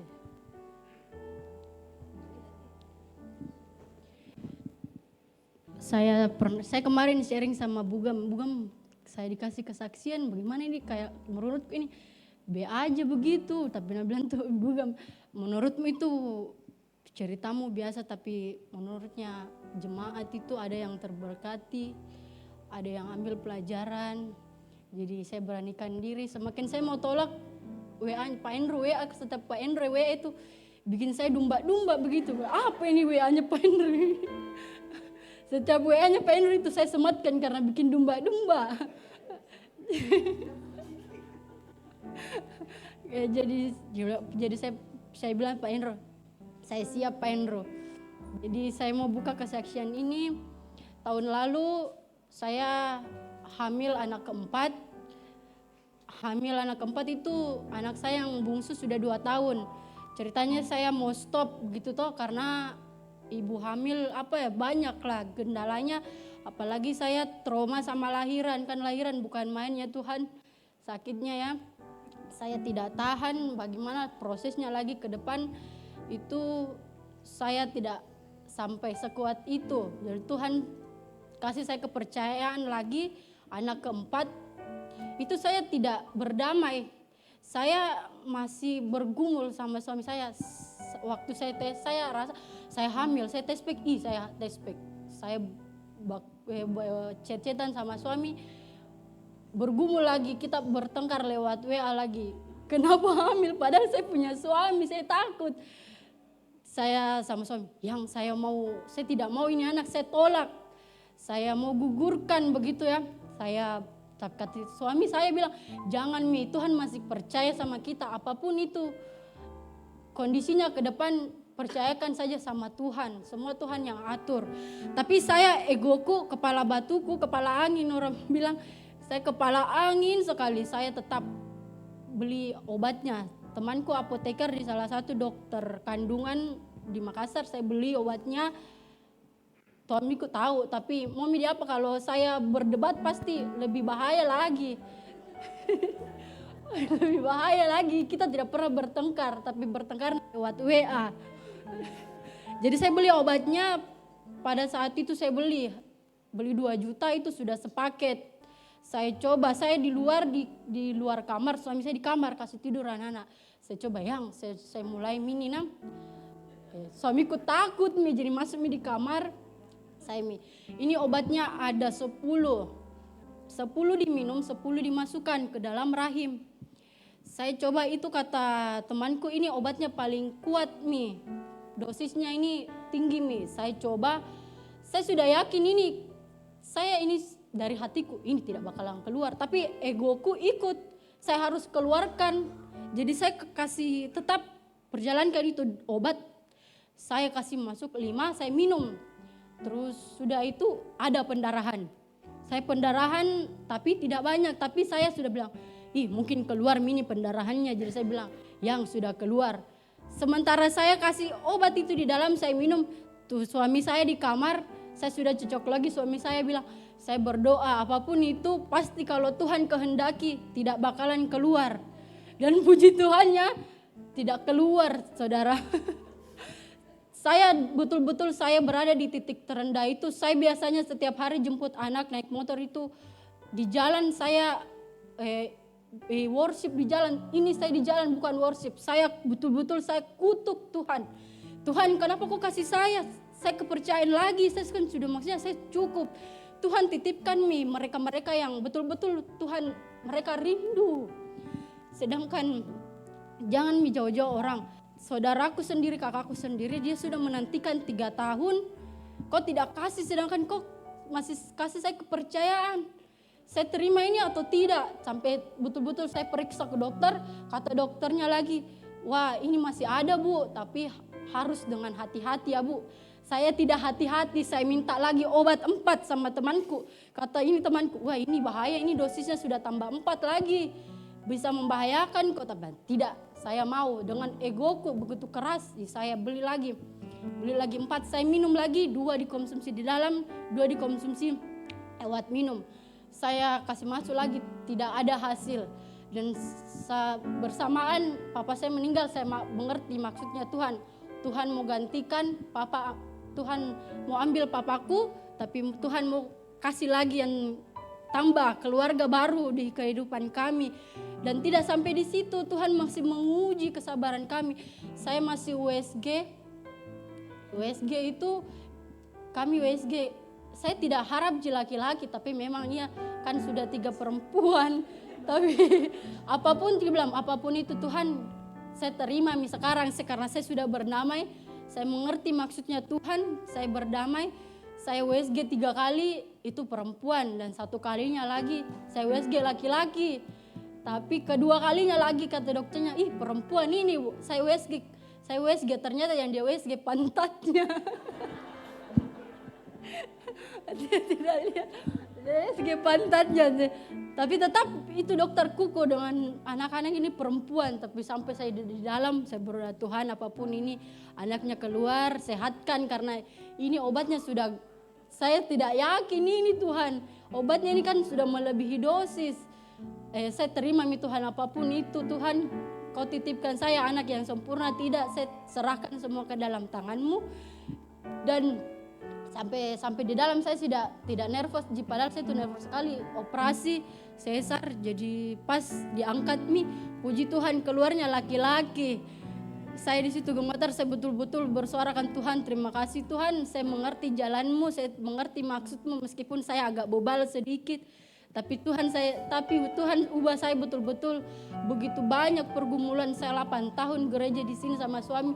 Saya terakhir 1 tahun terakhir saya baru aktif ke gereja. Tahun lalu mau pergi ke gereja, sekarang tidak. Tuhan sudah pulihkan saya dengan begitu banyak kejadian. Itu yang bisa saya sharing. Terima kasih, shalom. Beri sekali lagi tepuk tangan buat Tuhan Yesus yang luar biasa. Allah kita baik, luar biasa, amin.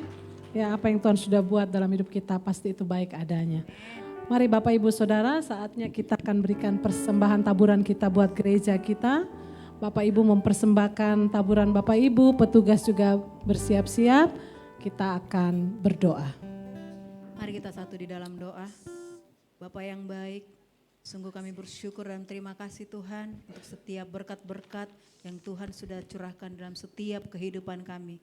Tiba saatnya Tuhan kami akan menabur untuk pekerjaan-Mu. Kami percaya Engkau Tuhan yang akan terus menjamin kehidupan kami. Terima kasih Tuhan, kami siap menabur dengan penuh sukacita hanya di dalam nama Tuhan Yesus. Haleluya. Amin. Amin. Allah itu baik di dalam setiap musim hidup kita. Amin. Yes.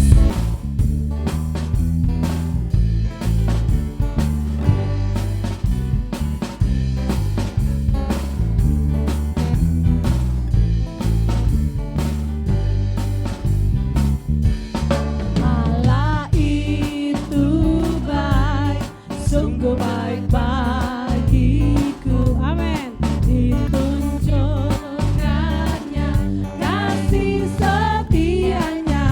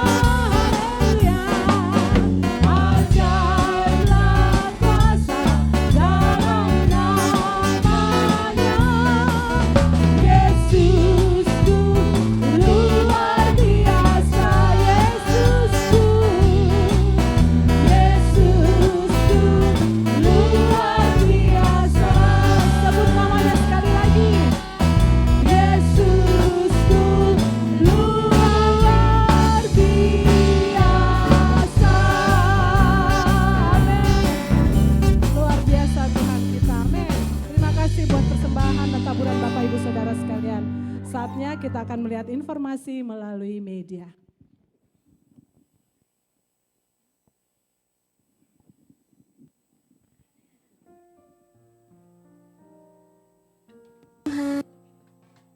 Bagaimana kabarnya hari ini? Senang sekali kami bisa menyapa jemaat kembali dalam informasi kegiatan gereja selama sepekan. Kami mengajak jemaat Tuhan yang tidak memiliki kesibukan lain untuk berdoa puasa setiap hari Kamis jam 3 sore di gereja. Kemudian malamnya akan diadakan latihan musik ibadah raya oleh tim PW jam 7 malam. Untuk ibadah perak akan menyesuaikan tempat dari masing-masing komisi. Perak diadakan setiap hari Jumat. Halo generasi muda, kami mengajak teman-teman youth untuk bergabung bersama kami dalam ibadah youth GAP setiap hari Sabtu jam 7 malam di gereja. Minggu depan kita kembali beribadah di gereja jam 10 pagi dan ibadah teens and kids juga diadakan jam 10 pagi di lantai 2. Bagi jemaat yang rindu memberikan persembahan dan perpuluhan via transfer dapat ditransfer ke rekening BCA atas nama Gupdi Makassar. Dan untuk bukti transfer dapat dilaporkan ke Bapak Teddy. Dan bagi jemaat yang rindu menabur untuk misi, pembangunan, dan diakonia, kotak tersedia di belakang. Kami membuka kesempatan bagi Bapak Ibu Saudara yang rindu melayani sebagai pembina atau pengajar sekolah minggu anak usia remaja dapat menghubungi Ibu Yuni. Bagi orang tua yang mempunyai mainan bekas anak yang sudah tidak terpakai lagi tetapi masih layak pakai, dapat disumbangkan ke gereja anak. Untuk informasi lebih lanjut, silakan menghubungi Ibu Angel. Ibadah perdana Kompas dan Komua akan diadakan hari Selasa 20 Februari 2024 di gereja jam 7 malam dengan dress code hitam atau pink. Ibadah ini disertai dengan perjamuan kasih. Jika ada dari antara Bapak Ibu Saudara yang baru pertama kali hadir ibadah di GUP, kami mengucapkan selamat datang. Kami menantikan kehadirannya kembali di minggu depan. Bagi nama-nama yang akan dibaptis, setelah ibadah akan diadakan kelas katekisasi di lantai 2. Demikianlah informasi yang dapat kami sampaikan. Selamat hari Minggu, Tuhan Yesus memberkati.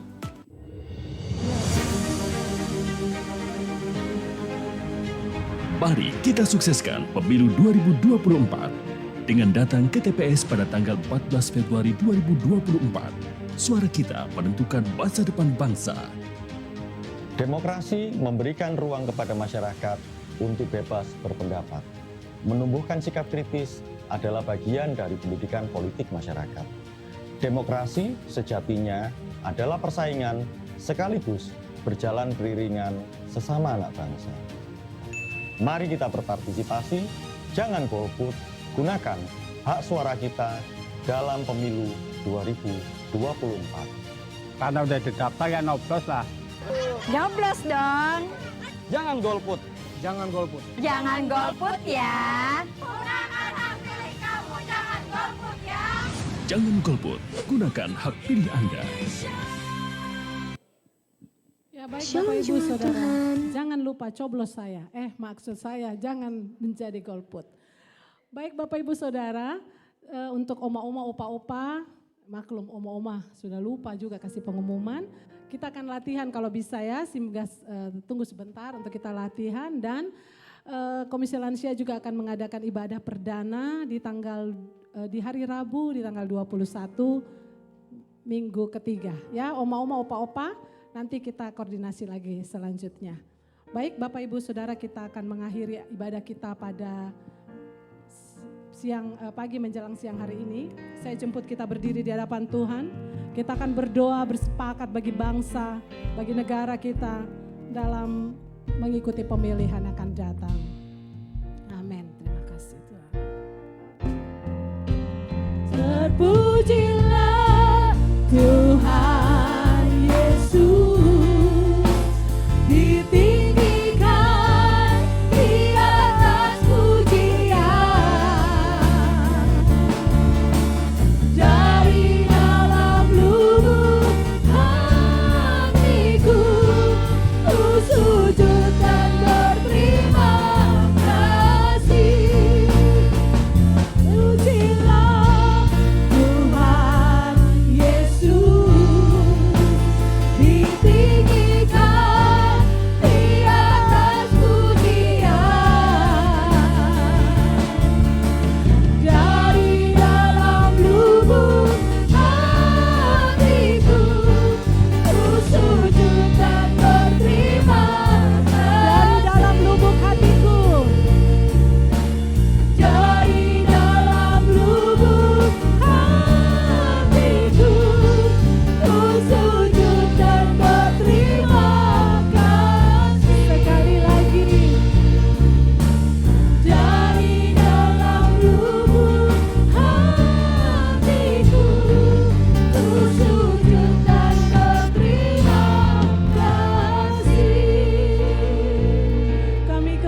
menghadap hadirat-Mu yang kudus ya Aba. Di dalam nama Yesus Kristus, Tuhan kami yang baik dan luar biasa. Kami bersyukur untuk ibadah kami pada hari ini Tuhan. Kami percaya apa yang kami buat ini menyenangkan hati Bapa. Ini keluar dari dalam hati kami, menyembah dan memuji Tuhan. Bapa, saatnya kami bersepakat di pagi menjelang siang hari ini. Berdoa bagi bangsa dan negara kami Tuhan. Yang akan melakukan pemilihan umum di hari Rabu tanggal 14 Februari. Tuhan, hanya Engkaulah Allah Tuhan kami, tempat kami berseru, pengharapan kami, sumber kekuatan kami dan perlindungan kami Tuhan. Kami percaya pemilihan umum ini akan berjalan dengan baik, dengan aman, dengan tenang. Dan setiap warga negara memberikan kewajibannya, haknya untuk memilih itu dengan sukacita. Tidak ada keributan, tidak ada keonaran, karena Tuhan pegang kendali atas bangsa kami. Tuhan memberkati semua pemerintah daerah, dimanapun itu sampai ke tempat yang paling terkecil sekalipun, di daerah-daerah konflik sekalipun Tuhan, tidak ada keonaran, semua berjalan dengan baik. Tuhan mengirim pasukan-pasukan untuk berjaga-jaga di sekeliling kota, berjaga-jaga dengan kekuatan Allah yang penuh. Kami percaya bahwa banyak anak-anak Tuhan mengangkat tangan kepadamu Tuhan. Kami mencintai bangsa ini, kami mencintai negeri kami Tuhan. Kami mencintai Indonesia. Kami percaya Tuhan juga sangat mencintai negeri kami. Indonesia ada di hati Tuhan. Indonesia ada dalam pandangan Tuhan. Dalam genggaman-Mu ya Aba.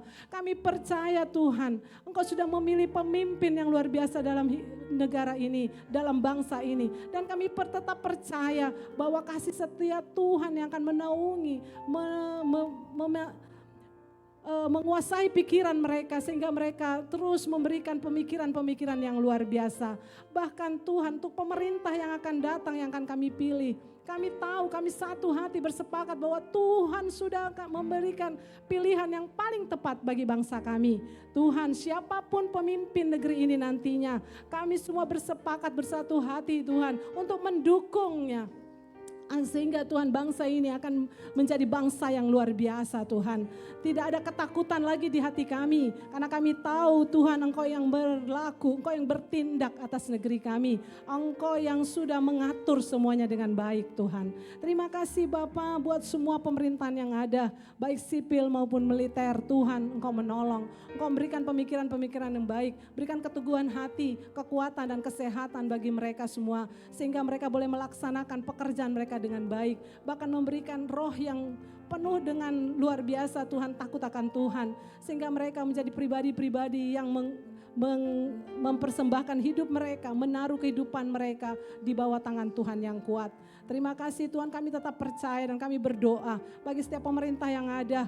Tuhan, Engkau bisa menjadikan mereka seperti perwira Cornelius Tuhan, yang akan menerima Tuhan, menerima Yesus sebagai Tuhan dan Juru Selamat. Mereka akan menjadi orang-orang yang baik hati, orang-orang yang akan Tuhan memerintah dan mengerjakan tugas-tugas mereka dengan baik. Terima kasih Tuhan, terima kasih. Kota kami khususnya Tuhan akan tetap tenang, tetap aman. Tuhan menjalankan, menyelesaikan pemilu ini dengan baik. Pemerintah-pemerintah yang ada, Tuhan berikan roh hikmat, mengatur segala sesuatunya dengan baik. Semua persepakatan jahat Tuhan, senjata-senjata yang ditujukan bagi bangsa ini, Tuhan, sepakat kami pada pagi hari ini, kami katakan dipatahkan, dihancurkan di dalam nama Yesus. Tidak akan mengenai akan bangsa kami, tidak akan mengenai setiap kami dalam kota kami ini. Terima kasih Tuhan, terima kasih Bapa. Kami bersyukur buat hari ini, bersyukur buat jemaat yang datang, bersyukur buat semua kebaikan Tuhan yang terjadi dalam hidup kami. Kami serahkan seluruh jemaat ke dalam tangan-Mu, Bapa. Semua yang berulang tahun dalam minggu ini kami serahkan dalam tangan Tuhan. Kami percaya kehidupan mereka bertambah-tambah di dalam Tuhan. Kami berdoa untuk hamba-Mu Paraya beserta Ibu Rahel dan anak-anak. Tuhan terus berkati bersama orang tua terkasih, Tuhan berkati apa saja yang diperbuat, apa saja yang dilakukan oleh hamba-Mu, itu membawa kemuliaan nama Tuhan. Di mana hamba-Mu berdiri, banyak jiwa dibawa kepada Tuhan. Dalam kepemimpinannya sebagai Bapak Rohani di gereja kami Tuhan membuat pewahyuan-pewahyuan yang baru. Kasih setia Tuhan turun atas Paraya di dalam nama Yesus. Begitu juga untuk Pastor Lius dan pengerja yang lain, para majelis. Kami serahkan semuanya ke dalam tangan Tuhan. Dan kami percaya hidup kami tidak akan menjadi sama lagi seperti yang lalu. Terima kasih Tuhan Yesus. Jemaat yang dikasihi Tuhan, mari kita angkat kedua belah tangan kita. Terimalah firman Tuhan yang kau dengar hari ini. Amin. Renungkanlah dan lakukanlah dengan setia. Janji Tuhan digenapi atas hidupmu. Amin. Tuhan mengangkat kau naik bukan turun. Ya, amin. Tuhan tetapkan kau jadi kepala bukan ekor. Amin. Apapun yang kau perbuat, Tuhan buat berhasil. Keluar masukmu diberkati Tuhan. Amin. Hidupmu memberi arti buat banyak orang. Amin. Nama Tuhan dimuliakan melalui hidupmu. Haleluya. Amin. Terpujilah Tuhan Yesus, ditinggikan di atas pujian. Dari dalam lubuk hatiku, ku sujud dan berterima kasih. Dari dalam lubuk hatiku, ku sujud dan berterima kasih. Dari dalam hatiku, ku sujud dan berterima